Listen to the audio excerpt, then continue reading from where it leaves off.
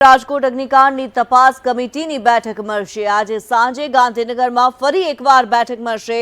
એક જ દિવસમાં બીજી વાર એસઆઈટીની બેઠક મળશે। ગૃહ રાજ્યમંત્રી હર્ષ સંઘવીની અધ્યક્ષતામાં આ બેઠક યોજાશે, ત્યારે રાજકોટ પોલીસ કમિશનર પણ આ બેઠકમાં હાજર રહેશે। રાજકોટ ગેમ ઝોન અગ્નિકાંડ મામલે તપાસ કમિટીની રચના કરવામાં આવી છે। આ કમિટીની સાથે આજે બેઠક યોજવામાં આવી હતી। ફરી એકવાર એક બેઠકનું આયોજન કરવામાં આવ્યું છે। આજે સાંજે આ બેઠક યોજાશે।